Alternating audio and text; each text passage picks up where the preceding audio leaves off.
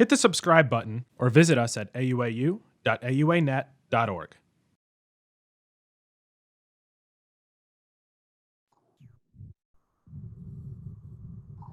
Uma boa noite a todos e bem-vindos ao curso Avanços Globais em Câncer de Bexiga.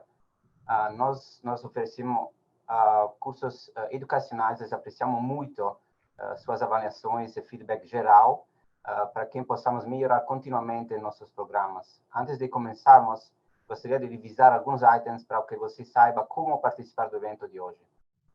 A AUA é credenciada pelo ACME e designa essa atividade para um máximo de 1,5 créditos. Os vossos comentários serão muito importantes para nós. As avaliações do curso e os créditos CME serão administrados eletronicamente na AUA University a partir do dia 14 de agosto, segunda-feira. À medida que o AUA continua a desenvolver educação virtual que atenda às suas necessidades, agradecemos seus comentários sobre o conteúdo e o formato dessa atividade. Acesse a avaliação do curso, a solicitação do crédito e o certificado na aua.org University na segunda-feira, 14 de agosto. Todas as pessoas em posição de controlar o conteúdo de uma atividade educacional da AUA são obrigadas a divulgar relações financeiras relevantes com qualquer interesse comercial. Visite a aua.auanet.org para ver as divulgações do corpo docente, do Conselho Educacional e do grupo de trabalho de revisão do COI. A AUA gostaria de agradecer à AstraZeneca para fornecer uma bolsa educacional independente para apoiar essa atividade. Essa atividade pretende ser de natureza educacional e reflete a opinião, em algum caso, reflete a opinião dos apresentadores. As informações não garantem a exatidão das afirmações apresentadas. Verifique a exatidão das informações médicas individuais, as afirmações das médicas individuais enviadas e siga as regras das seguradoras individuais. Esperamos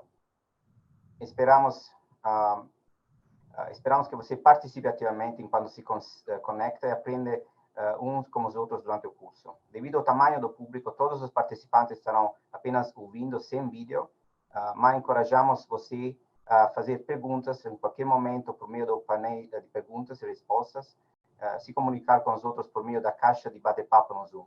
Por favor, participe do programa de hoje, enviando as perguntas dirigidas ao nosso corpo docente especializado. As perguntas devem ser enviadas através da caixa de perguntas e respostas na sua janela de Zoom. As perguntas serão abordadas conforme o tempo permitir e no final do programa.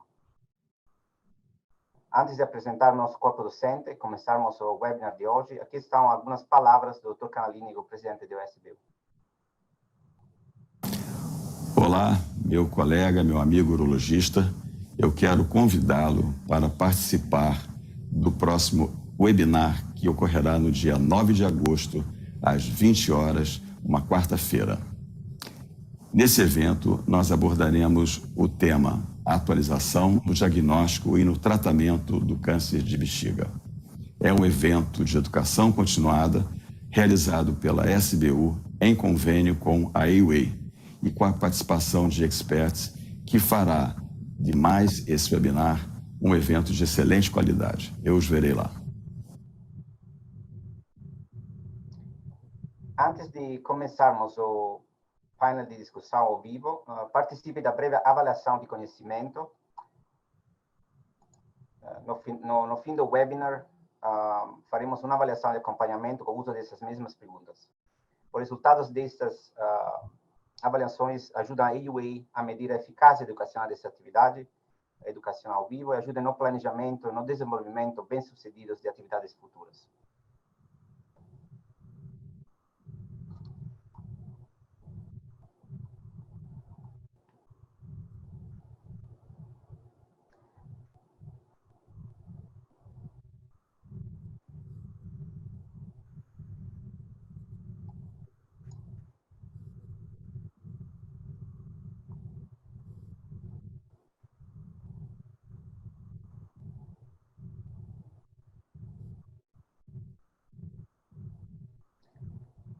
A pergunta número 1 é um homem de 72 anos de idade, desenvolve...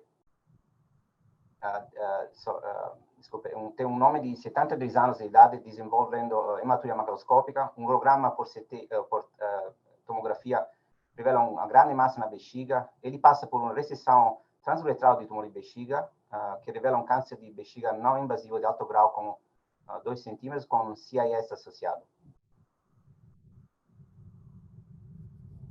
De acordo com as diretrizes da EUA para câncer de bexiga, não músculo invasivo, sua estratificação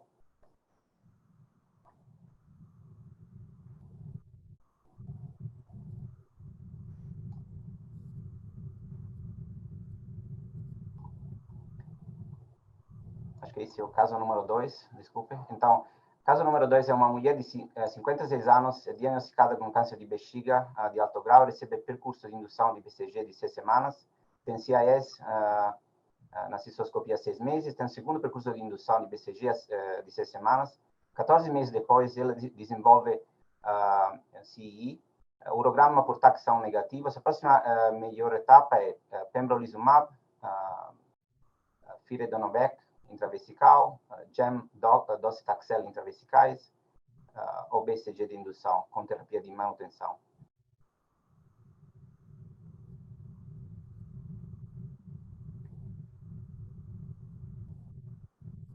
A terceira pergunta é um homem de 49 anos, recebe um percurso de indução de BCG de 6 semanas para CIS, seguido de um percurso de manutenção de 3 meses para CIS persistente da bexiga. 6 meses depois, ele apresenta a recorrência e a recessão revela a doença T1. Uma pequena amostra da muscularis própria está presente, não está envolvida. A melhor próxima etapa é recessão de novo, BCG de indução e manutenção, pembrolizumab, cistectomia radical.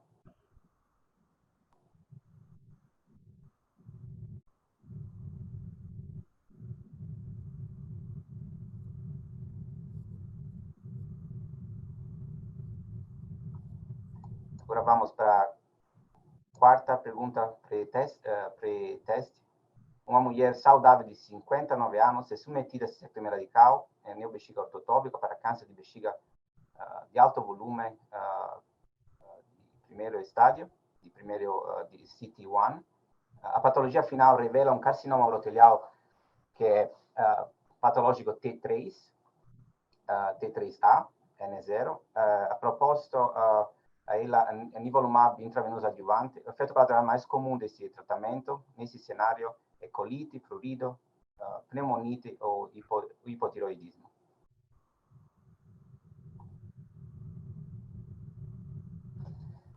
Caso número 5, um homem de 65 anos com várias comorbidades tem um carcinoma ureterial T1 de 5 centímetros. A recessão de bexiga de reestadiamento com a muscularis própria presente não revela doença residual. O BCG não está disponível. O paciente recusa a cistectomia. Qual é a sua melhor próxima etapa? Cistoscopia de controle em 3 meses, mitomicina, pembrolizumab intravenoso, triagem para estudo clínico.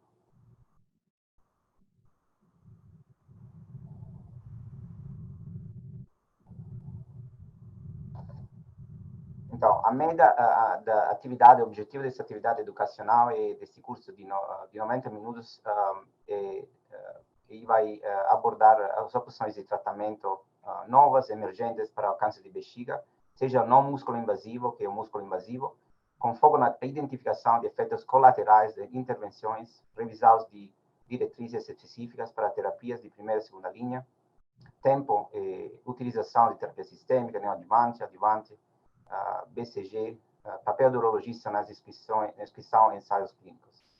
Agentes disponíveis no momento em desenvolvimento também serão discutidos.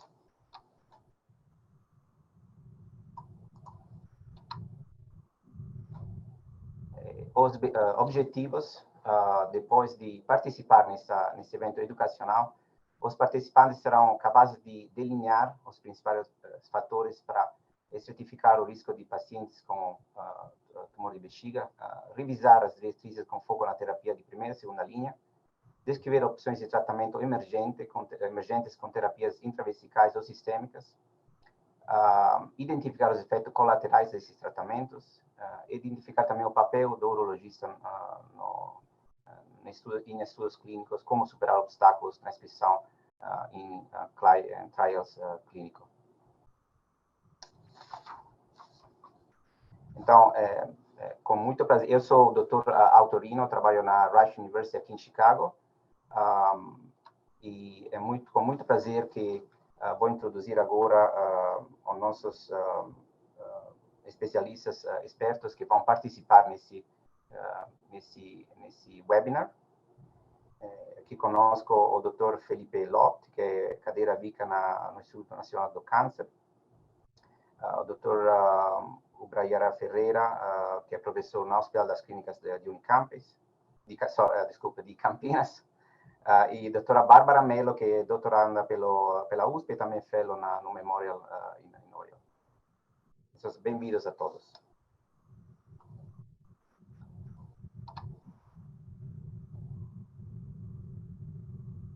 Nós vamos agora começar com o primeiro segmento desse webinar.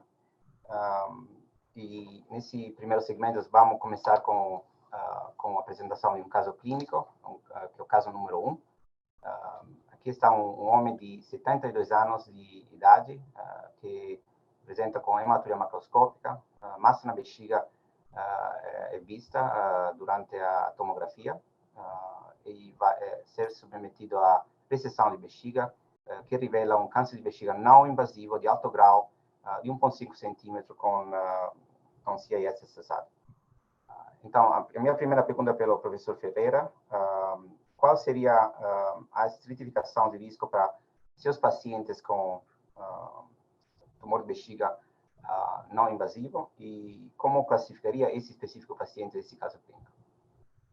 Bem, boa noite a todos. É um prazer estar junto com os senhores, né? Essa conjunção Congresso Sociedade Americana, Sociedade Brasileira, isso é muito importante. Mas esse caso é um caso mais ou menos corriqueiro, né? E o que mostra nesse caso um caso que é de alto grau é o CIS, né? Que é o tumor invasivo. Geralmente esses tumores podem ser microinvasivos, né? Um tumor carcinoma in situ já denota uma gravidade maior, apesar do tumor não ser tão grande, tumor pequeno, mas o fato de ter carcinoma in situ, veja então essa classificação, né, que é o alto grau já mostra que com carcinoma in situ nós já estamos diante desse alto grau. Então, nesse paciente, já precisaria de um tratamento adjuvante por conta desse carcinoma in situ. Muito obrigado. Então, a segunda pergunta para o Dr. Lotti. Então, supondo que esse paciente não tem CIS, né? O Dr. Ferreira falou do CIS, a importância desse achado. Como isso alteraria a certificação de risco desse paciente? Você pode falar um pouquinho sobre presente de risco intermediário, que são mais difíceis para tratar, né? Sim, muito boa noite a todos. É um prazer estar aqui hoje de novo, podendo contribuir de alguma forma com a Sociedade Brasileira de Urologia e parabenizar por esse convênio, essa parceria com a Associação Americana de Urologia. Como o professor Birajara falou, a presença do carcinoma in situ, por si só, já coloca esse paciente no grupo de alto risco. Então, se ele não tivesse carcinoma in situ e fosse um tumor não invasivo, um TA pequeno, menor que 3 centímetros, ele seria colocado numa categoria completamente diferente, numa categoria de baixo risco. Então, é daí a importância que você tem do carcinoma in situ, que é uma doença difícil de tratar, altamente recorrente e que progride muito. Então, a categoria de alto risco, a gente tem os tumores de alto grau, desde que eles estejam associados a T1, ao tumor T1, ou seja, um alto grau recorrente, um alto grau multifocal, ou um alto grau mesmo, TA, só que maior que 3 centímetros.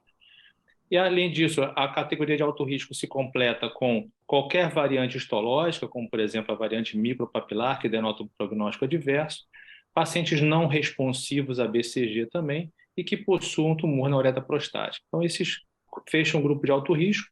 O baixo risco a gente falou, que é o TA de baixo grau menor que 3 centímetros, ou as neoplasias uroteliais de baixo potencial de malignidade.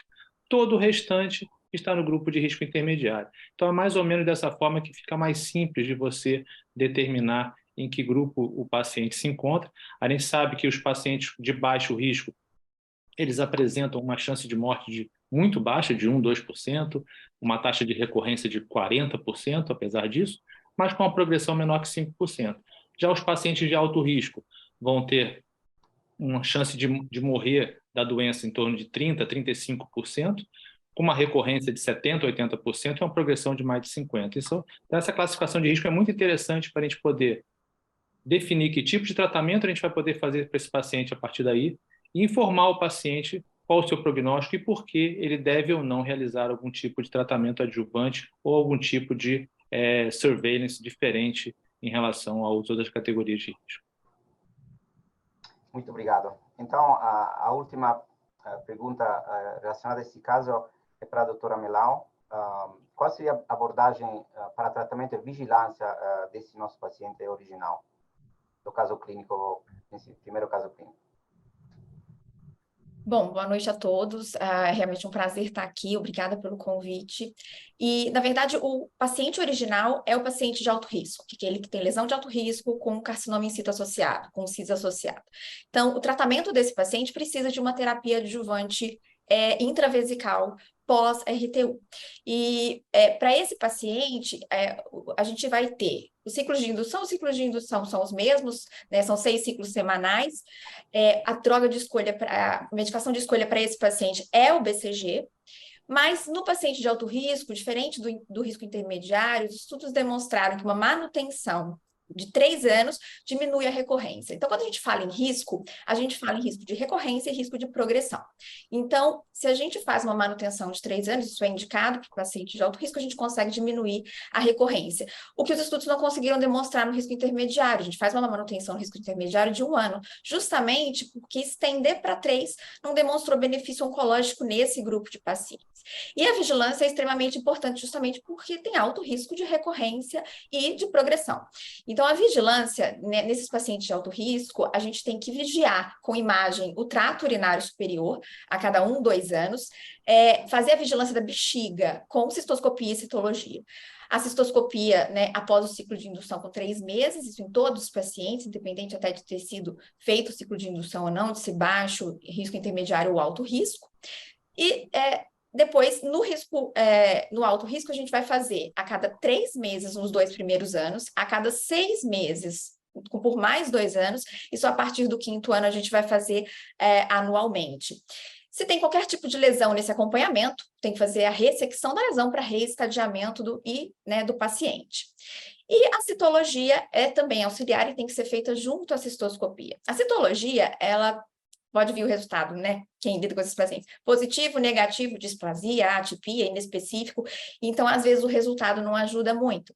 Então, quando acontece isso, a gente tem que abrir mão, às vezes, de exames que, às vezes, não estão tão disponíveis no Brasil, como o Urovision FISH, que é uma imunofluorescência que vai marcar alterações genômicas típicas de carcinoma urotelial, ou o próprio imunocítico, tem marcadores celulares também, para tirar essa dúvida se a citologia é ou não positiva. E a gente ainda tem a situação da citologia vir positiva e a cistoscopia não demonstrar nenhuma imagem nesse paciente. Então, nesses casos de citologia positiva sem imagem, onde a gente tem acesso, no Brasil a gente sabe que, né, a gente não tem acesso em todos os centros, fazer a cistoscopia com métodos de melhor detecção de imagem, e aí a gente pode citar a cistoscopia com luz azul, que é a cistoscopia fotodinâmica, a cistoscopia com NBI, que é o Narrowband Imaging, que vai mostrar alterações arquiteturais e vasculares que a gente não vê a olho nu, né? Claro, isso se tiver disponível, a gente sabe que no Brasil isso não é uma realidade para todos os urologistas. E citologia positiva sem imagem, mesmo com esses exames de realce, a gente vai ter que investigar trato superior, fazer biópsias da bexiga e biópsia da uretra prostática quando indicado.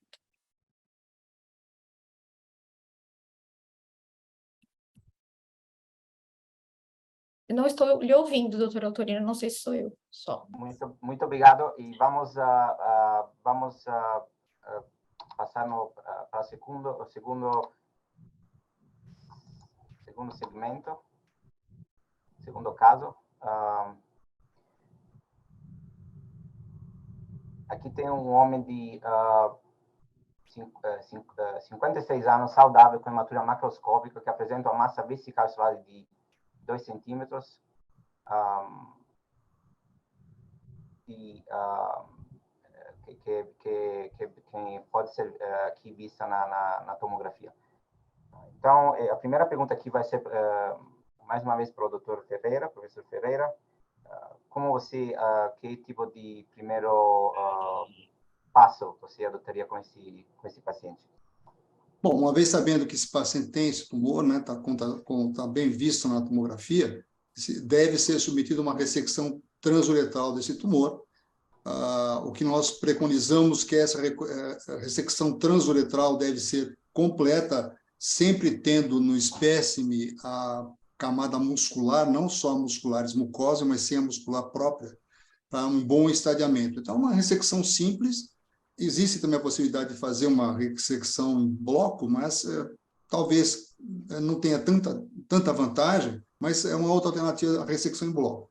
Normalmente, uma ressecção simples, completa dessa área, e se houver alguma outra área suspeita, áreas suspeitas que nós dizemos é uma área eritematosa, avermelhada, com sufusões hemorrágicas, que pode denotar um carcinoma in situ. Se não, só a ressecção simples e já seria suficiente, do ponto de vista cirúrgico.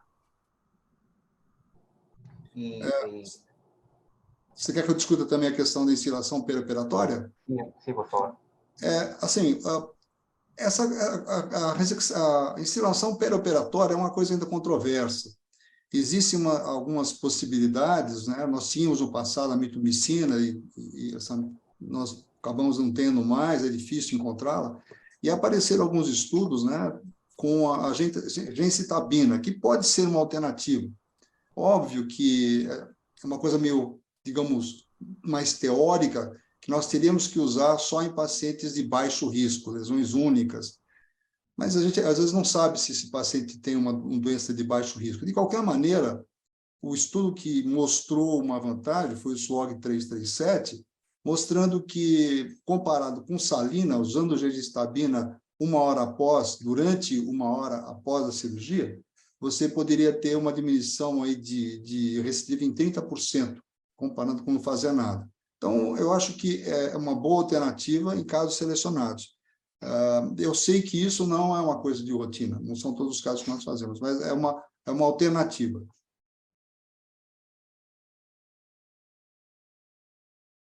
Microfone, doutor Autor.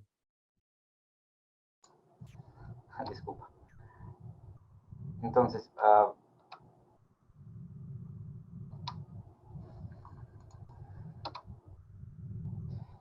esse agora é um vídeo de uma... Não sei se o vídeo vai funcionar, mas é um vídeo que vai mostrar a perfuração de bexiga, né? Isso é uma coisa que pode acontecer.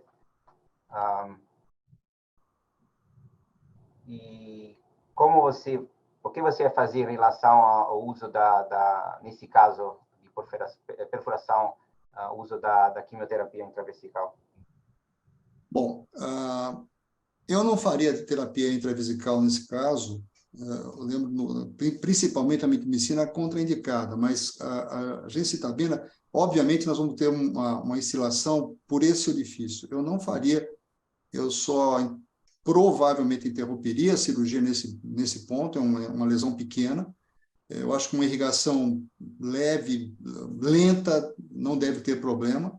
Eu não faria absolutamente nada, só interromperia. Normalmente, esses pacientes eles evoluem com um pouco de dor no baixo ventre, uma irritação, porque geralmente isso aí acomete o peritônio, esse líquido entra no peritônio, então são os pacientes que acabam tendo uma dor. Às vezes a dor é muito mais importante do que o quadro de perfuração.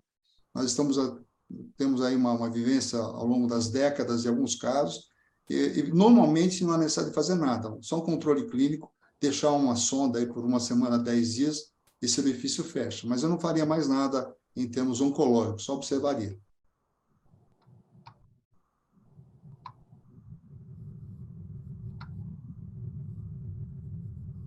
Então, o paciente se recupera da recessão e cistograma não revela vazamento depois de uma semana, o catéter é removido. A patologia final é um carcinoma uterino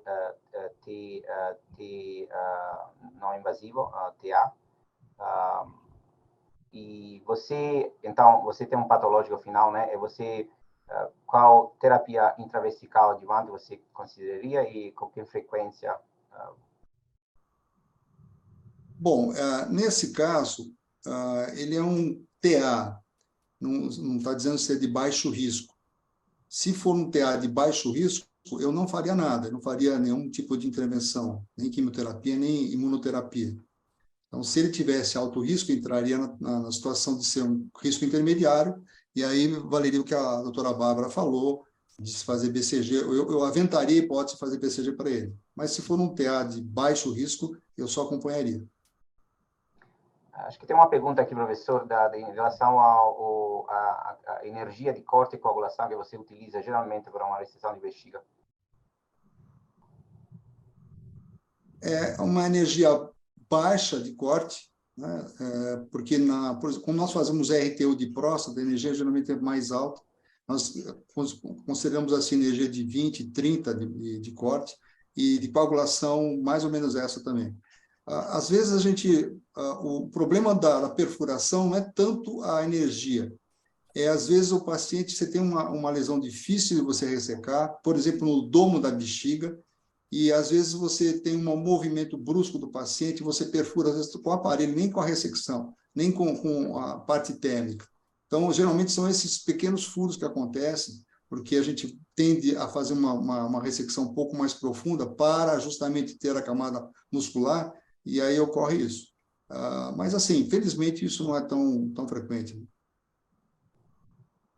E acho que você já mencionou isso, né? Outro aqui dos colegas está perguntando qual é o tempo ideal de iniciar a terapia intravesical após uma reseção de tumor de alto grau. Você está referindo provavelmente a terapia adjuvante, né? Quando você começa isso? Bom, se tivesse indicação de uma terapia adjuvante com BCG, eu esperaria por volta de 30 dias. Eu acho que é um tempo bom, 3, 4 semanas, aí eu começaria com BCG, não antes disso. Pronto. Obrigado, muito obrigado. Então, vamos agora, continuando com esse mesmo caso, né? O paciente opta pela observação 12 meses depois, então, um ano depois, ele tem um tumor papilar não invasivo recorrente de 1,5, 2 centímetros, visto que visto em uma cistoscopia de vigilância. Um urograma de portonografia mostra um defeito de enchimento da bexiga esquerda. E acho que essa é a pergunta agora para o Dr. Lott. Qual seria o seu manejo nesse momento? Bom, inicialmente, antes de entrar nessa pergunta especificamente, só gostaria de complementar algumas coisas, sobretudo se tiver, e acredito que tem alguns residentes de urologia nos assistindo, o vídeo que foi mostrado, que deu para ver que foi um espasmo do nervo obturador, que aí não teve como o cirurgião evitar e perfurou a bexiga por uma penetração excessiva da alça de ressecção.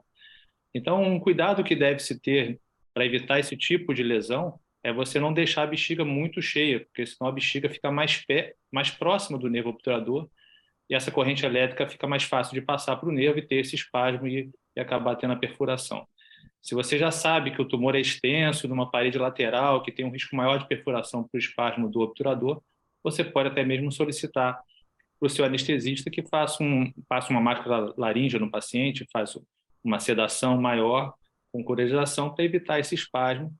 Com o evento adverso dessa manobra é que você, se tiver algum tipo de perfuração, o paciente não vai se queixar de dor, isso pode ser percebido mais tardiamente, infelizmente. Um outro cuidado muito grande para evitar perfuração de bexiga, e que a gente vê, porque acaba fazendo muito, às vezes você está ressecando o tumor e tem uma bolha de ar próximo à alça de ressecção.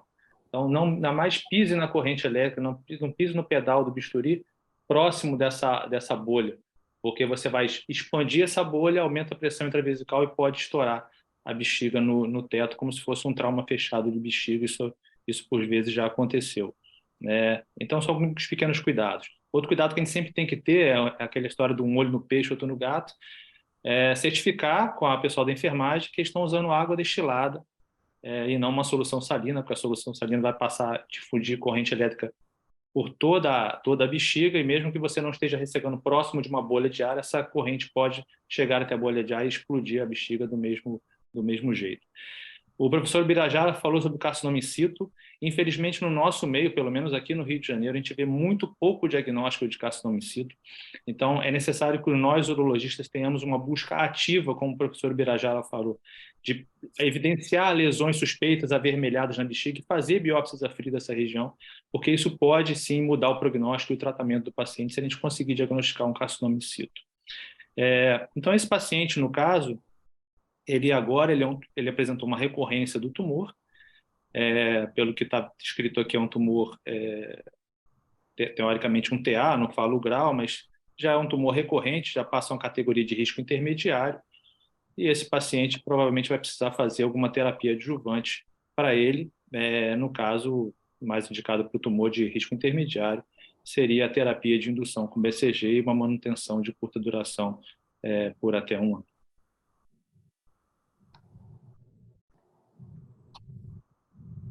E também pode, tem muito debate, né? Na Europa tem alguns estudos da Europa falando de reseção em bloco, né? E quando você considera fazer, se você utiliza essa técnica, o que você acha dessa técnica? Sim, os trabalhos mostram que a ressecção em bloco pode diminuir um pouco as taxas de recorrência da doença. E, além disso, facilitam muito a vida do patologista, porque quando a gente faz a ressecção em alça, normalmente, a gente acaba tendo algumas amostras muscular, mas a gente nunca vai saber se amostrou toda a camada muscular que estava embaixo do tumor. A gente pode fazer uma ressecção em bloco com alça de ressecção, dessa forma, de maneira anterógrada, né? Pode fazer com uma faca de Collins também, com corrente elétrica, e pode fazer com outras terapias, como terapia com fibra de laser, né? como o hômio, por exemplo. Mas não vai ser para todos os casos, você vai ter que selecionar um caso, um tumor não pode ser muito grande, mas se você puder fazer em tumores selecionados, você vai tirar como se tirasse a árvore com a raiz e mais a terra que está embaixo da raiz. Então, você certifica de que está tirando toda a camada muscular e o patologista não tem que ficar montando quebra-cabeça para ver onde é que estava a camada muscular acometida. Isso realmente pode facilitar bastante.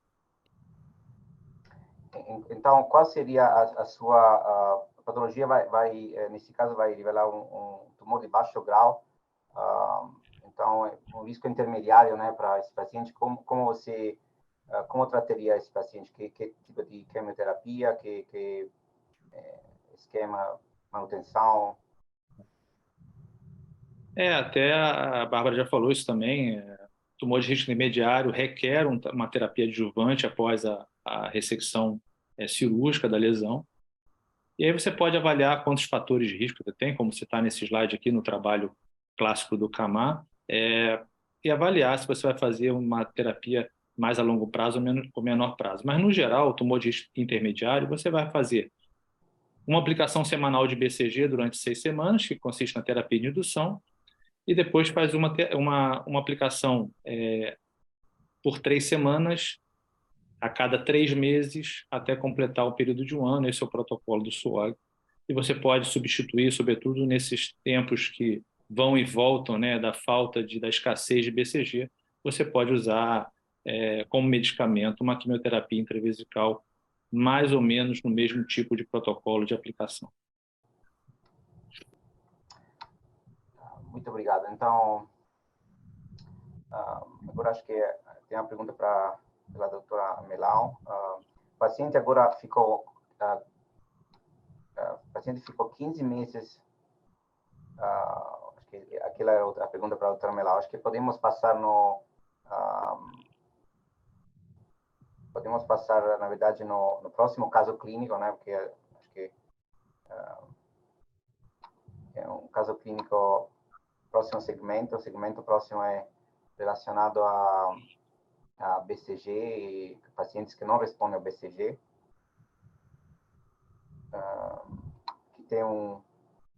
Aqui tem um homem de 76 anos de idade, diagnosticado com cieias de bexiga, depois de exame preliminar para alguns sintomas irritativos. O exame de imagem teve resultado negativo. O urologista regional, local, recomendou BCG, mas não tem acesso ao medicamento devido à falta de BCG, né, que tem. Como se como urologista foi afetado pela essa falta de BCG? Como você gerenciou os pacientes de alto risco sem BCG e os pacientes também de risco intermediário? Essa pergunta será para o Dr. Ferreira. Bem, estamos passando uma fase muito difícil, né, por conta do BCG, a falta de BCG, e aí, obviamente, nós temos que ser um pouco engenhosos, né? Talvez diminuir a dose, alguns trabalhos mostraram, talvez metade da dose, tem autores que usaram 1/10 da dose, então isso é muito variável, mas a gente tem uma noção que, à medida que você dilui, você provavelmente vai ter mais problema depois em termos de resposta. Não existe nenhum estudo muito sério de longo prazo comparando as diluições de dose, mas a impressão que fica é que a diluição não é uma coisa, vamos dizer, muito, do ponto de vista oncológico, tão confiável assim. As alternativas que nós temos e que estão aparecendo, né, basicamente as 3 aprovadas, são a gencitabina com docetaxel, que isso foi usado mostrando, comparando com BCG, que provavelmente os resultados são muito parecidos com BCG. Existem estudos mais atuais mostrando que até existe uma superioridade em termos de incidência de recorrência usando o docetaxel com gencitabina.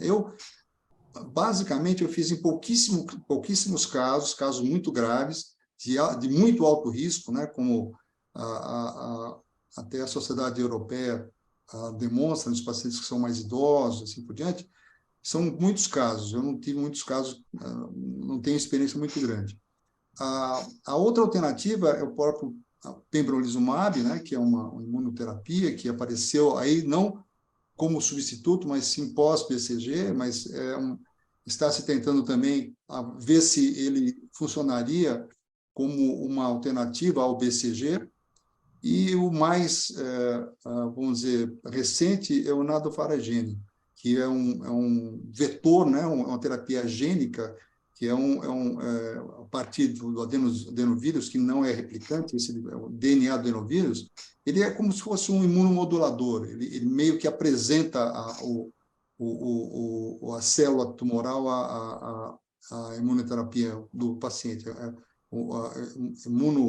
a imunossupressão feita pelo paciente, mas é uma apresentação do antígeno da célula tumoral.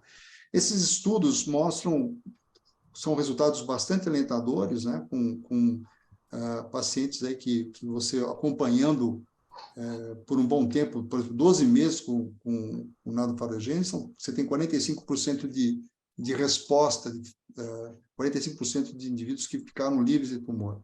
Então, eu acho que é uma alternativa. Obviamente, são pacientes bem selecionados, e aí nós temos que também procurar selecionar bem esses pacientes, porque a questão do BCG ainda não foi resolvida. Por exemplo, aqui em Campinas, nós acabamos de importar uma cepa Moscou, que é uma cepa que foi feita na Rússia, e veio da Índia. Então, nós temos que agora nos adaptar a essa cepa, que é o que nós temos. Nós tínhamos a Morro, depois a Pasteur, agora nós temos essa cepa. E eu acho que essa questão ainda vai demorar muito tempo. Nós vamos ter que aguardar um pouquinho para ver como é que isso vai se transcorrer. Até a questão de comparação de cepas, né? Existem estudos que mostram que as cepas são muito parecidas e estudos que mostram que uma é superior à outra. O SOGS 1602, né, foi publicado pelo Dr. Svatek, fazendo comparação da TAICE com a Tóquio, mostrando talvez que a Tóquio teria uma superioridade quando você faz, por exemplo, uma estimulação com esse BCG intradêmico. talvez você teria uma resposta melhor. Mas isso aí tudo está muito em estudo, então é uma área bastante sensível, a gente vai ter que esperar os próximos tempos aí do que nós vamos fazer com essa questão do BCG. Dr. Lott, pode também comentar como, nesse caso de paciente que tem recorrência depois de BCG, se você pode também comentar sobre essa insuficiência de BCG. A insuficiência de BCG é uma coisa, infelizmente, recorrente, né? A gente passa diversas vezes por esses momentos de que não consegue o BCG. O paciente na clínica privada, ele consegue, de alguma forma, importar o BCG a um custo um pouco elevado, mas é um problema que está sempre recorrente. E sempre que acontece esse problema da falha do BCG no mercado, a gente começa a levantar a bola de novo da gencitabina e do docetaxel intravesical, né? Então, até nesse último momento pior que teve de falha de BCG no ano passado, a gente até ficou discutindo lá no INCA, no Instituto Nacional do Câncer, a introdução de algum protocolo de pesquisa com gencitabina e docetaxel, mas logo depois chegou uma grande leva de BCG de novo e isso não foi para frente.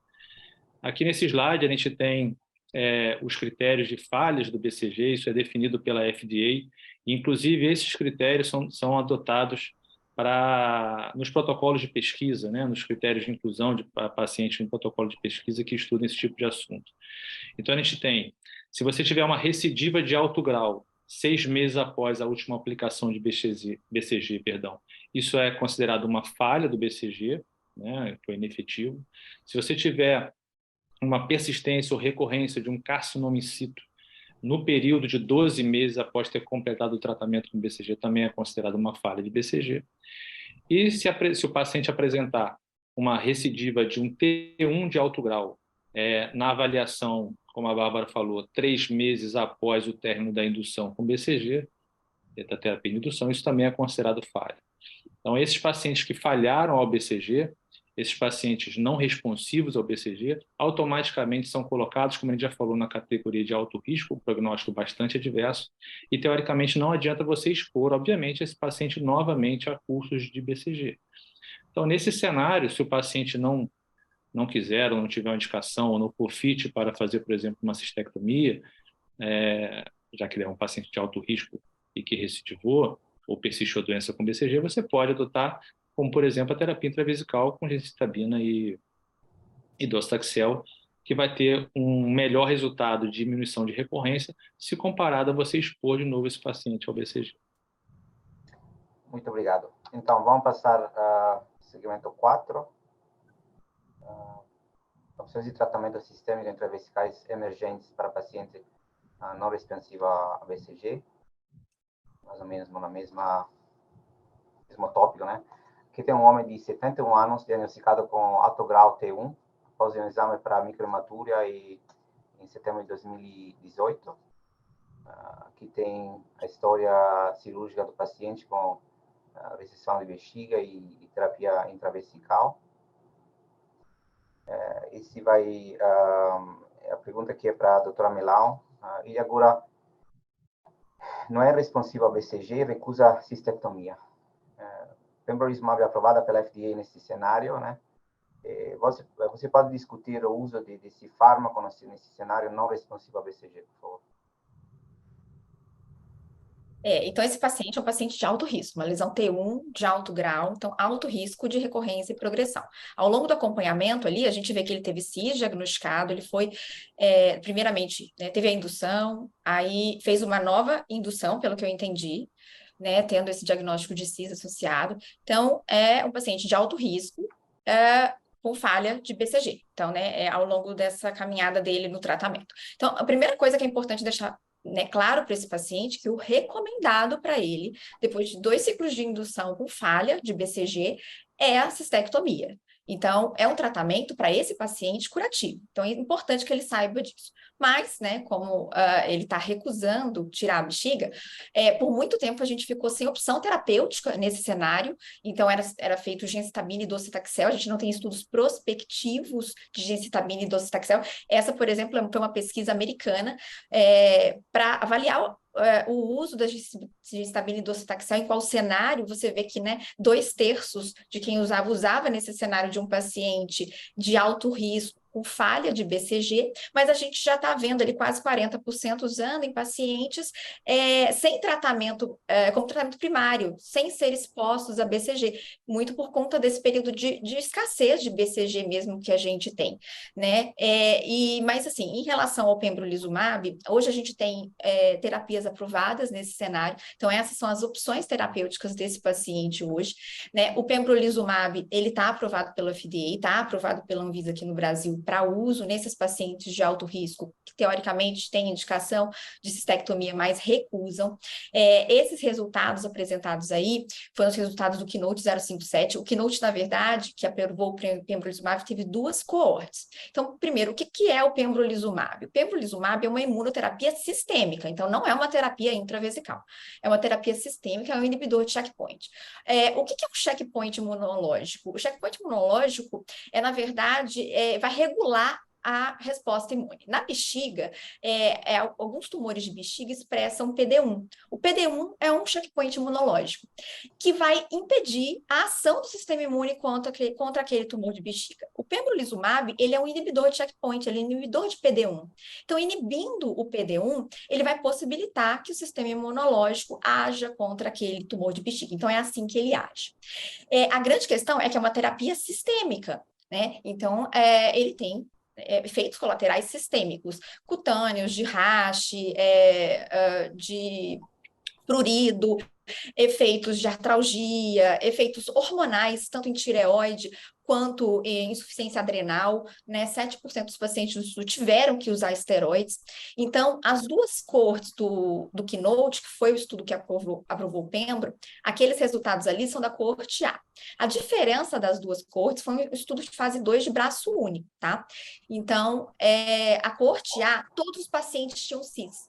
Todos os pacientes tinham carcinoma in situ, com ou sem associação de tumor papilar. A coorte B eram só de tumores papilares. Então, a gente vê a resposta foi de 41% de resposta completa aos 3 meses de avaliação e 19% dos pacientes mantinham resposta completa com 12 meses.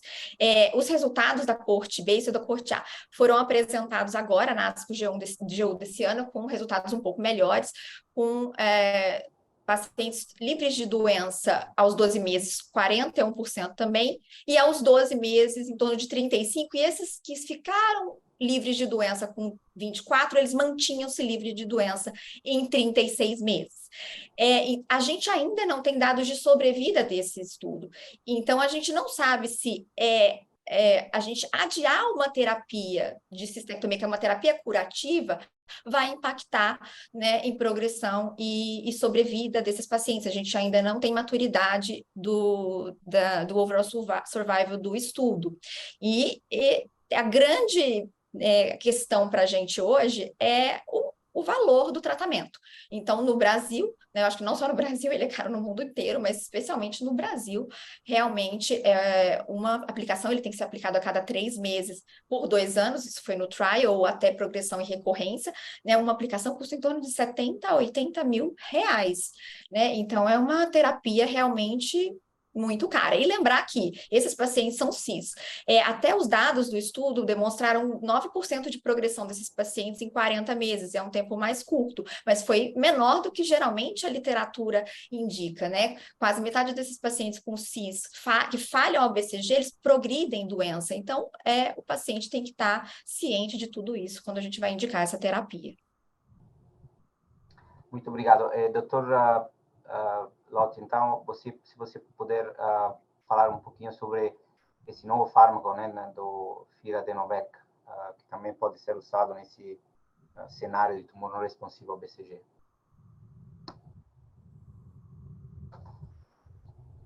Desculpa, não entendi o nome do medicamento que o senhor falou. Nadofarageno Firadenovec. Ah, sim. Como o professor Ubirajara já disse, né, ele é um ADN de um adenovírus que é colocado, ele tem muito efeito colateral local, é muito difícil o paciente reter esse medicamento na bexiga por espasmos, por fenômenos irritativos, né? Então, Isso, às vezes, pode prejudicar o resultado do tratamento com esse tipo de medicamento. E é uma coisa... Peço desculpa, a pergunta, na verdade, era para o Dr. Ferreira, que tem... Sem problema. Não, ok. O Felipe estava indo muito bem, Felipe. Se quiser continuar, pode continuar. Não, mas é isso mesmo. O Felipe falou muito bem. Ele causa uns sintomas locais, né? Às vezes o paciente tem contrações vesicais e acaba perdendo o medicamento e efeito colateral com prurido. Mas o que chamou a atenção desse tratamento, que ele é uma boa alternativa. Os efeitos colaterais à distância não são tão grandes, são efeitos colaterais mais passageiros e locais. Então, ele, com esse resultado, que foi um resultado bastante alentador, né? A terapia que a gente faz não tão frequente como o pembrolizumab. O pembrolizumab você faz a cada 3 semanas, esse tratamento com nadofarogênio você faz a cada 3 meses. Então, talvez seja um tratamento... Eu sei que também eu não tenho acesso nenhum a essa droga, não tenho a menor experiência, porque nós sabemos a literatura, também não sei o custo que virá isso ao Brasil, eu sei que está já aprovado no FDA, mas eu acho que é uma alternativa bastante alentadora. Eu acho que nós vamos ter essa droga com o nosso arsenal e talvez com uso bastante frequente nesses pacientes que se negam à cistectomia. Obrigado. Então, Dr. Lotz, na verdade, a pergunta para você era relacionada ao que na verdade nós falamos disso hoje também, né? Gemcitabine e docetaxel. Sim, acho que a gente já falou um pouco sobre isso anteriormente, né, na minha última fala, sobre os possíveis benefícios, até comparando com estudos retrospectivos em pacientes que falharam ao BCG, possuem melhor resposta do que reexpor o paciente ao BCG nesses casos. Doutora Melasco, você pode falar qual é a sua opinião sobre o uso, na verdade, em pacientes sensíveis a BCG, na verdade, seria usar gemcitabine e docetaxel em pacientes que, na verdade, não poderiam ser tratados com BCG. Então, o que você acha disso? Essa solução gemcitabina docetaxel, ela acabou sendo usada mais frequentemente até agora, nesse período em que houve falta de BCG, por conta da falta de BCG, em pacientes que não tinham sido expostos. Então, a gente teve um grupo de Iowa que publicou tanto dados retrospectivos, então a gente não tem dados prospectivos ainda.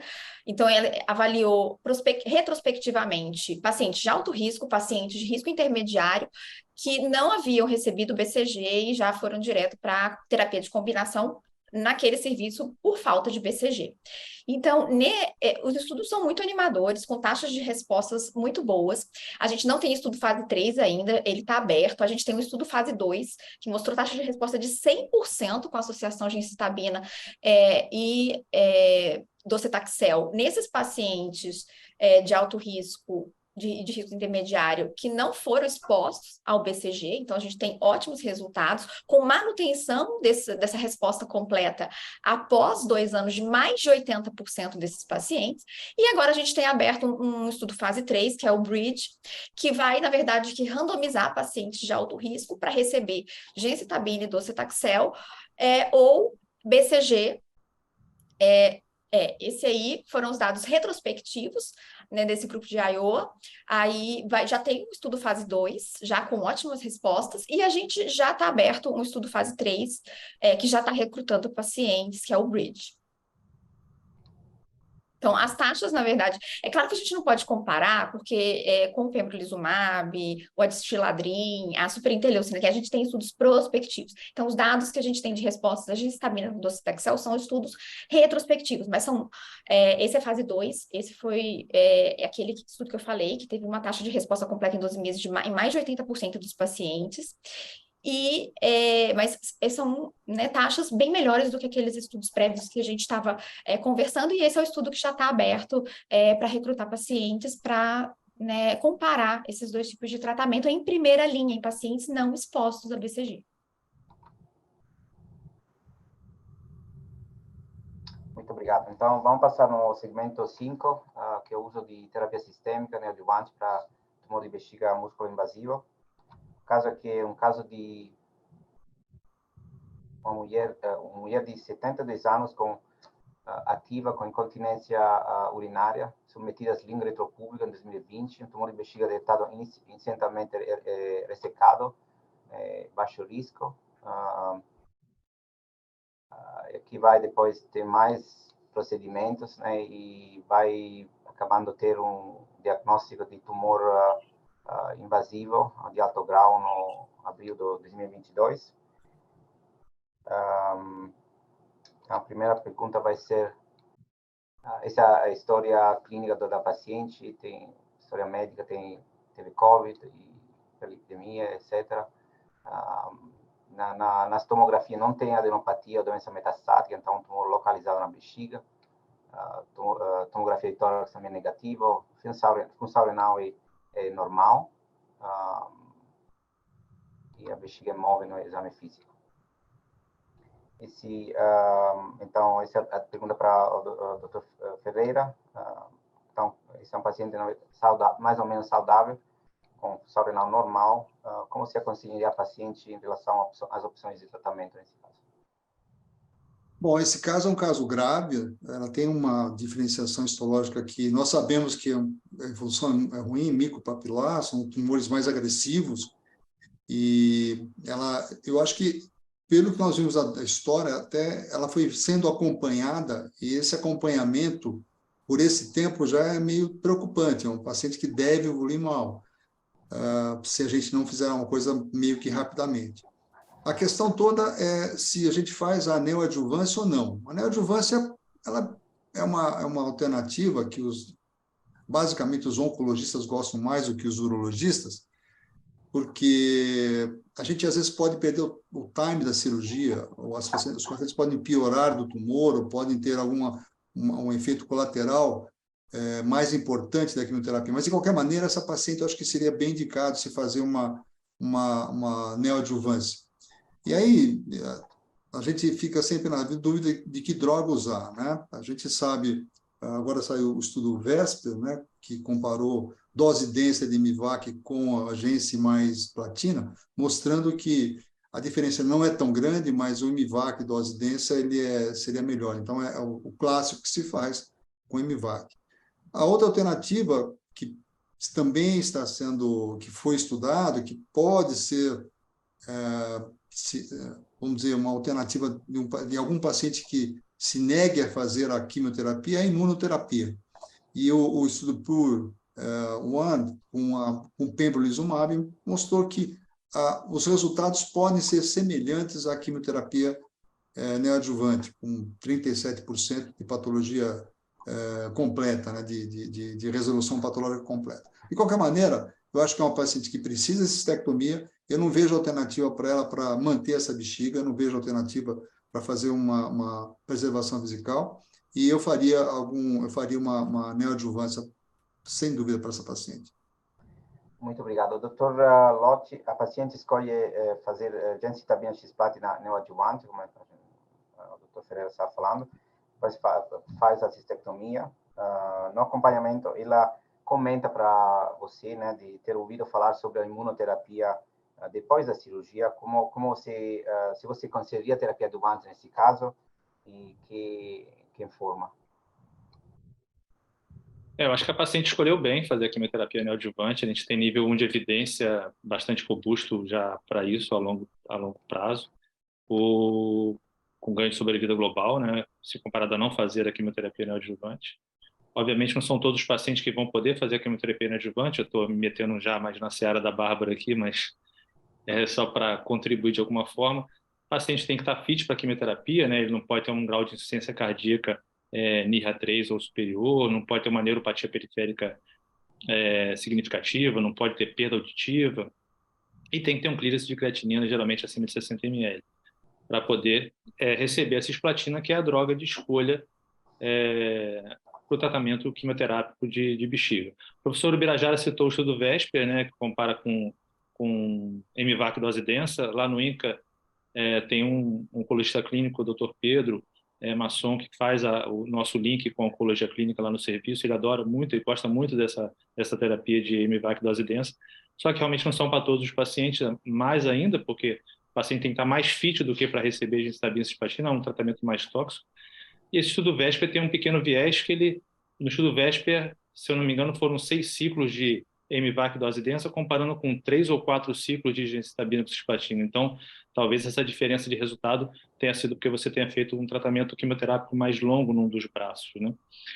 E, no caso, que a gente vê nos patológicos, o YPT3, ou seja, uma doença extravesical após tratamento com quimioterapia, que é o Y significa isso, sem doença nodal, é um paciente de alto risco para recidiva, né? Os pacientes são considerados de alto risco para recidiva se eles forem um PT3, PT4 ou N positivo, ou se eles forem um PT2 ou maior, se tivesse recebido quimioterapia previamente, que é o caso dessa paciente.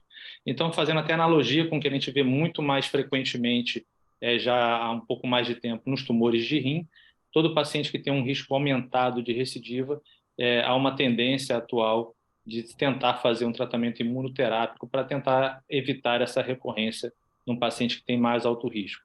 Então, a gente tem, por exemplo, o papel nesse cenário do nivolumab, no estudo CheckMate, que avaliou como endpoint primário sobrevida livre de doença, comparando nivolumab com placebo nesses pacientes de alto risco para recorrência, e mostrou em torno de 20 meses de sobrevida livre de recorrência nos pacientes que fizeram nivolumab, com 11 meses no paciente que fizeram placebo. Então, é algo que já foi aprovado pela Anvisa no ano passado, e então é uma coisa que pode ser proposta para o paciente aqui também no nosso país. Próxima pergunta, obrigado. A próxima pergunta é da doutora Melau. Os pacientes sempre se preocupam com recidiva, né? Tem marcadores de doença persistente ou metastática após a cistectomia? Ótima pergunta, na verdade, o Felipe já me ajudou bastante na resposta. Então, é a questão de avaliar esse perfil de paciente que ele acabou de citar, de T2 ou mais, se já recebeu quimioterapia, ou N positivo, ou aqueles T3, T4 e N positivos. Eles têm uma chance de mais de 50% de recorrência em 2 anos. Então, com certeza, eles precisam de uma intensificação de terapia para a gente melhorar esses resultados oncológicos desses pacientes. Ele citou o estudo CheckMate 274, e, na verdade, a população do estudo CheckMate foi a mesma do InVigor 010. A grande questão é que o InVigor foi com a atezolizumab, foi a atezolizumab versus observação, e o estudo foi negativo dessa adjuvância com a atezolizumab nesse mesmo grupo de pacientes. Mas, quando eles analisaram um subgrupo pré-especificado do trabalho, que foram os pacientes que tinham o ctDNA positivo, pós-cistectomia, eles viram que esses pacientes, sim, responderam ao atezolizumab. E isso, na verdade, gerou o InVigor 011, que agora está recrutando pacientes. Então, ele está recrutando pacientes que passaram pela cistectomia, esse mesmo grupo de pacientes com alto risco de recorrência pós-cistectomia, e estão avaliando, durante o primeiro ano pós-cistectomia, o ctDNA no plasma. E aí, esses pacientes que têm o ctDNA positivo estão sendo recrutados para esse estudo, o InVigor 011, que vai comparar o atezolizumab contra placebo, né, na adjuvância desses pacientes que são ctDNA positivo. A gente já tem estudos prévios, né, já colocando o ctDNA, que é o DNA circulante tumoral, né, como indicador preditivo de doença residual mínima, preditivo de recorrência, e talvez agora ele seja preditor de resposta à imunoterapia adjuvante nesses pacientes. Muito obrigado. Então, vamos passar agora na próxima fase, próximo segmento, e acho que é o último segmento, na verdade. Esse segmento é mais sobre os problemas relacionados a estudos clínicos, como superar obstáculos para começar estudos clínicos e achar pacientes para participar em estudos clínicos. E esses são essenciais para o paciente, né? E a primeira pergunta aqui é para o professor Ferreira, se vocês estão envolvidos, acho que sim, em estudos clínicos, no nosso centro, e qual estratégia você usa para oferecer, qual você sugere para começar estudo clínico, abrir um estudo clínico, completar o estudo clínico com sucesso? Bem, eu vejo essa pergunta como uma maneira mais ampla, né? Para nós começarmos, o urologista se interessar na questão do estudo clínico, obviamente ele tem que ter uma estrutura para o estudo clínico. Não é qualquer ambiente que a gente consegue fazer um estudo clínico sério e de nível internacional. Os bons estudos clínicos são todos multinacionais, internacionais, né? E, obviamente, a qualidade do ambiente que se faz é primordial. Então, nós precisamos aí de, não só o grupo médico, né? Às vezes temos que ter um concurso muito forte, muito importante de farmacologistas, pessoal que lida com administração, enfermagem, controle de drogas, isso é muito importante. Óbvio que depois que você tem essa estrutura montada, e óbvio que tem que ter uma ambiência típica para você saber lidar com o doente e saber que o doente está numa pesquisa, ele está numa situação bastante delicada, e a gente sabe que toda vez que fala em pesquisa, o paciente ele pode se achar, hoje menos, mas no passado era mais, a cobaia. E a gente sabe que muitas vezes isso aí pode impedir que o paciente aceite participar de estudos clínicos. Mas como hoje a gente, no Brasil, basicamente a gente faz estudos de fase 2 para adiante, isso não é um problema, porque quando chega na fase 2, principalmente fase 3, a gente já sabe que a droga funciona, a gente só quer ter alguns detalhes de dosagem e assim por diante. Mas para a gente ter a iniciativa de fazer um estudo clínico, a gente tem que ter algumas perguntas, né? Essas perguntas, elas surgem, às vezes, da prática clínica. O indivíduo pode ter alguma ideia ou algum tipo de estudo piloto que te abra a pergunta para que você faça um projeto de pesquisa e você tenha um apoio para isso. Todo projeto, obviamente, precisa de um fomento, né? Seja um fomento institucional ou por exemplo, de uma agência, de uma empresa farmacêutica. 60% dos estudos em oncologia vêm da indústria farmacêutica. Por isso que a gente tem que tomar cuidado, porque às vezes o estudo que vem da indústria farmacêutica é direcionada e interessa mais. Não digo que isso seja um costume tão forte do ponto de vista de probabilidade, de percentual, mas muitas vezes pode ser interesse da indústria farmacêutica e menos da saúde pública. Mas o urologista que ele é treinado, que é um indivíduo que tem um pouco mais de experiência, ele vai ter a ideia de qual aquela população que ele quer beneficiar.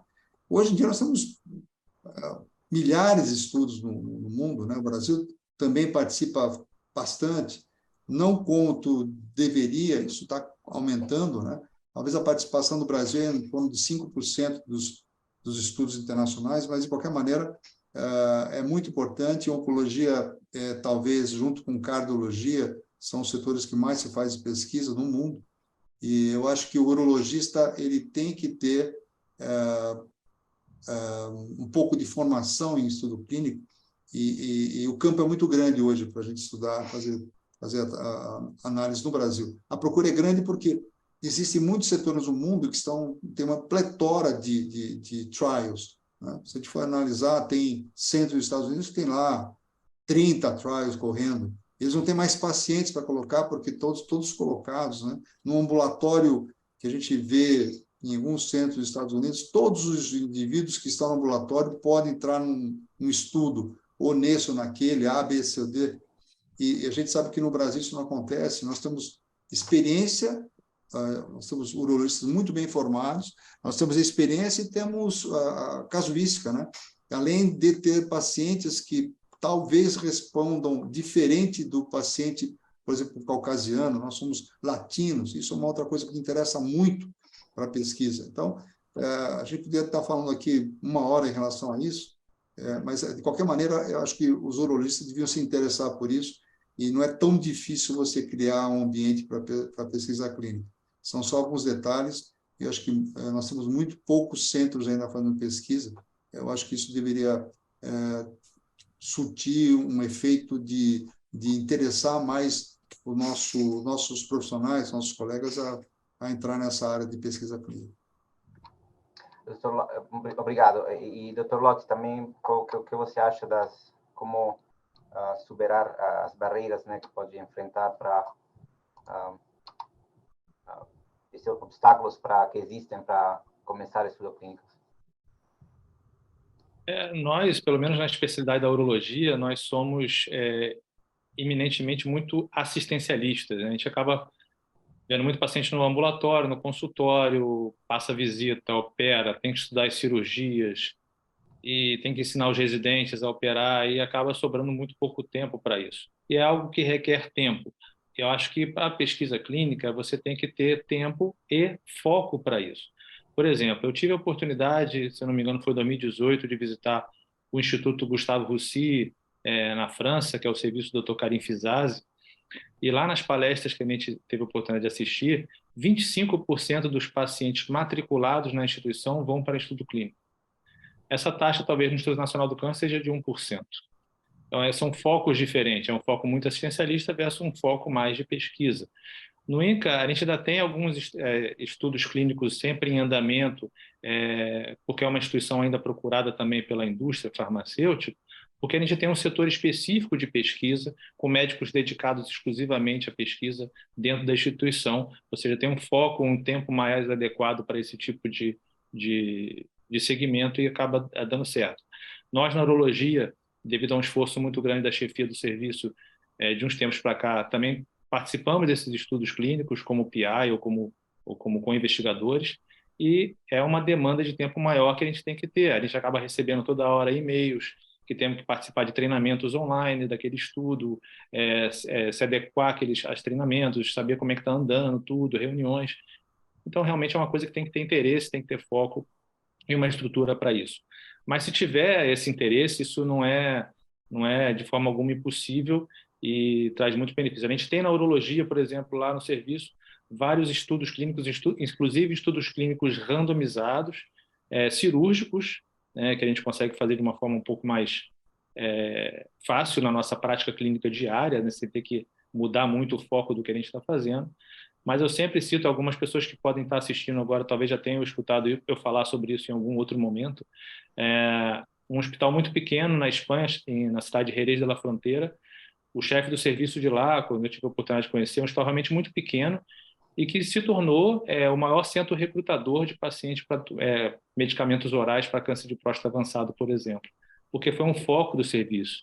O chefe determinou que todos os médicos do serviço dosassem PSA e testosterona naqueles pacientes que tinham castração. Começou a ter muito paciente resistente à castração sendo diagnosticado no serviço, muitos pacientes incluídos em protocolos de pesquisa, muito verba entrando, muito FIA entrando dos estudos no serviço, e com isso ele conseguiu montar uma baita estrutura, um corpo clínico de enfermagem muito grande, voltado só para esse tipo de segmento de estudo clínico, e inclusive conseguiu fomentos até para a parte cirúrgica também. Então é questão de foco, tempo, dedicação, e consegue se fazer dessa forma. Muito obrigado. A última pergunta sobre esse assunto é em relação à disparidade, né, que tem na saúde, também relacionada ao estudo clínico. Se a doutora Melau pode falar sobre isso um pouquinho. Sim, claro. Na verdade, o que a gente tem é uma desigualdade sistêmica de acesso, né? Eu acho que é em todo mundo, mas com certeza Brasil, países em desenvolvimento, isso é ainda mais pronunciado. E a desigualdade de acesso à saúde de qualidade acaba, né, fazendo com que minorias étnicas, raciais, como bem o doutor Birajara falou, sejam subrepresentadas nesses estudos. E sim, a nossa compreensão talvez de espera de resultado, de efeitos colaterais, de comportamento de doença, ele pode ser alterado, já que a gente gente não tem, né, esses subgrupos representados. Os encarcerados também, aí são várias questões, não são questões só de acesso, questões de logística, mas talvez fosse o meio de eles terem acesso, né, já que o Estado tem que manter a integridade física e mental, de ter acesso através de estudos clínicos a terapias que ainda não estão disponíveis, terapias de qualidade. Então, infelizmente, a gente tem visto um movimento de todas as entidades médicas, né? O FDA mesmo tem um plano de diversidade para tentar melhorar a representatividade dessas minorias, e às vezes não são nem minorias, às vezes, né, nós latinos simplesmente não somos representados nesses grupos, para aumentar essa representatividade. Muito obrigado. Então, acho que esse era o último segmento, né, do webinar. Agora, vamos na frente para fazer a sessão de teste, de pós-teste de avaliação de conhecimento. Acho que vai ser as mesmas perguntas que nós falamos no início. E aqui vai as possibilidades de resposta.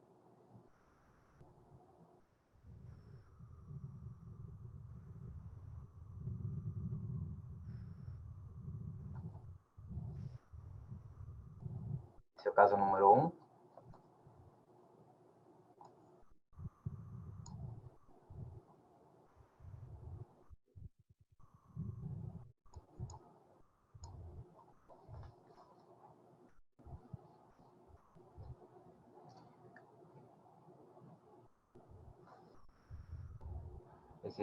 Esse caso é relacionado à estratificação de risco, né, desse paciente.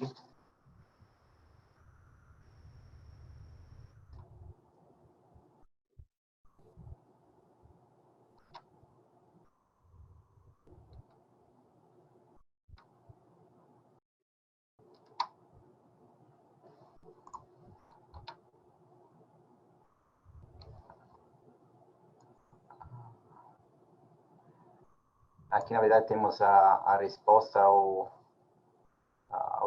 esse primeiro caso, né? A resposta seria alto risco. E esse é que o Dr. Ferreira estava mencionando no início, né, do nosso webinar, que é a Associação de CIS, leva esse paciente no segmento de alto risco. Agora tem o segundo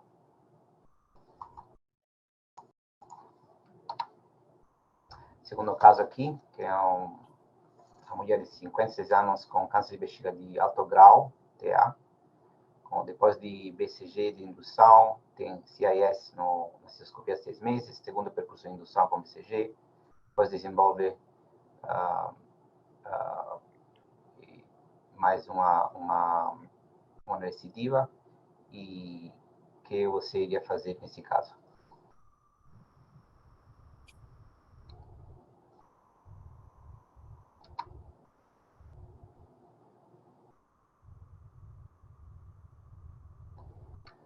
E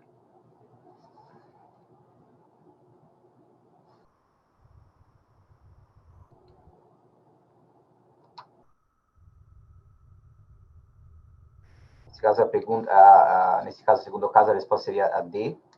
O paciente não teve, seria BCG de indução, como terapia de manutenção. O paciente não teve percurso adequado de BCG com as terapias anteriores.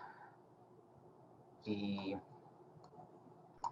não é considerado não responsivo a BCG. Atualmente, o padrão de tratamento ainda seria BCG de indução nesse caso, segundo o protocolo da SWOG.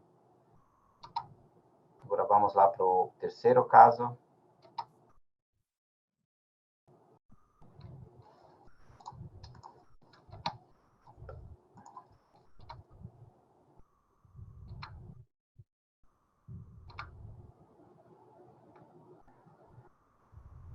O terceiro caso aqui era um homem de 49 anos com percurso de indução de BCG de 6 semanas, de manutenção 3 meses, com CIS persistente na bexiga. 6 meses depois apresenta recorrência. A recessão revela estágio clínico 1, e a musculares própria não está envolvida. Qual seria o próximo passo aqui?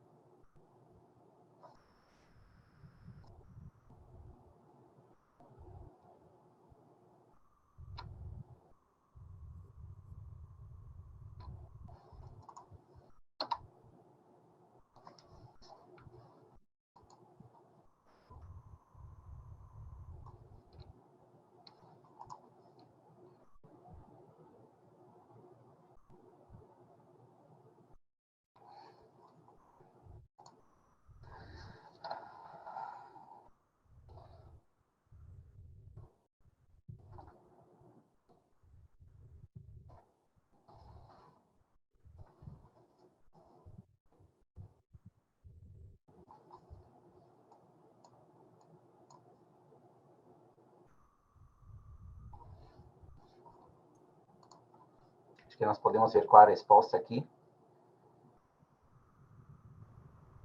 Então, a resposta aqui seria RTU de ressadiamento.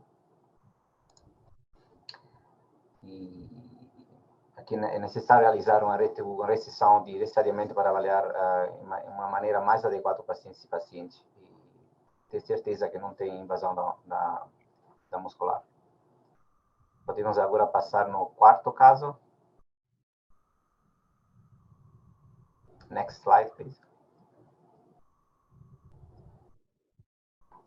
Aqui tem uma mulher de 59 anos, submetida a cistectomia radical, com uma bexiga ortotópica, com câncer de alto volume.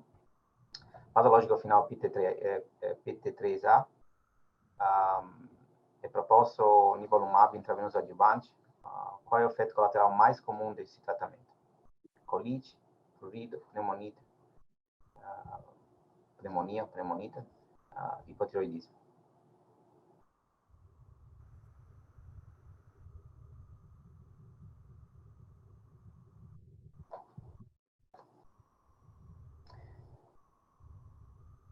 Podemos ver a resposta.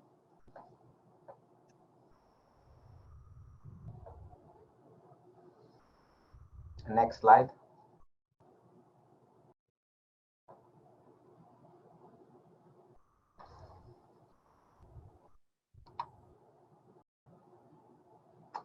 Ok, então o prurido seria o evento adverso mais comum com o nivolumab depois de cistectomia, que foi achado em 26% dos pacientes. Outros efeitos colaterais estão elencados aqui. Vamos agora para o next case, please.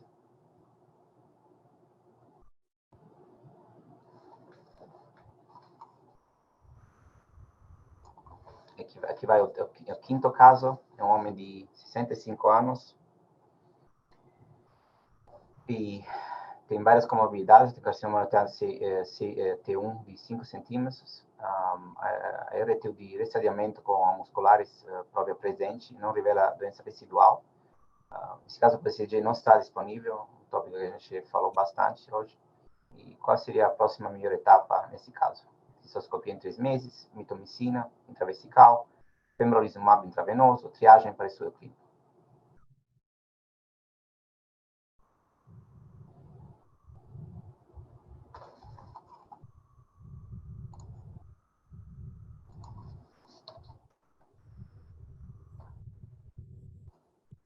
Podemos ver qual é a resposta. Next slide, please. Então, seria a triagem para estudo clínico mesmo. A estudo clínico é a melhor opção nesse caso. E a vigilância seria associada com alto risco de progressão. A mitomicina tem eficácia limitada nesse caso. Atualmente, o pembrolizumab está aprovado só no caso de pacientes não responsivos ao BCG.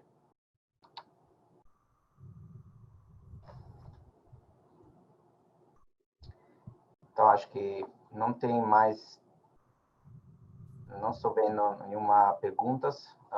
Então, com isso, eu queria agradecer. Não estou vendo perguntas no bate-papo, então acho que vamos fechar o webinar aqui, né? Eu queria, mais uma vez, agradecer aos nossos professores que participaram nesse webinar. E vou deixar eles falar uma última palavra para se despedir. Só lembrando que também que você receberá um e-mail da IUE na segunda-feira, 14 de agosto, com instruções de como acessar a avaliação do curso, que é muito importante, solicitar os créditos e imprimir o certificado na IUE University. Muito obrigado. Então, vou deixar muito obrigado para a Bárbara e o Felipe e o Giga para participar, e muito obrigado a todo mundo. Pode se despedir antes de fechar aqui. Ok, eu gostaria então de me despedir, agradecer o Dr. Otorino pela brilhante moderação, os assuntos muito importantes. Imagino que nós tenhamos aí revisto todo o aspecto do câncer de bexiga que interessa ao urologista, né? No momento de que ele vê os pacientes na clínica, é importante ele ter uma noção geral. mesmo o urologista que não é feito muito a oncologia. Então, eu achei que foi muito boa a ideia das duas sociedades, né, tanto a americana quanto a brasileira. Eu acho que isso é uma coisa muito inovadora e que deve ser, eu sugiro que se repita em outros assuntos. Então, eu queria agradecer a oportunidade e parabenizar os meus companheiros aqui de mesa pelo brilhantismo nas exposições. Muito obrigado.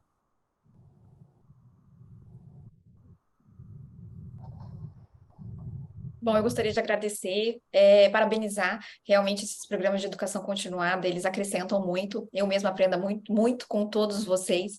Então, obrigada pelo convite e parabéns pelo evento. Eu faço minhas as palavras dos colegas que acabaram de falar antes de mim e somente agradecer mesmo a oportunidade de estar aqui, podendo contribuir de alguma forma com a nossa sociedade de urologia e de aprender também com os colegas e que foi exposto aqui. Parabenizar o doutor Ricardo pela moderação e sempre disponível para ajudar a sociedade de alguma forma, eu estarei sempre aqui. Um grande abraço para todos e uma boa noite. Boa noite, obrigado.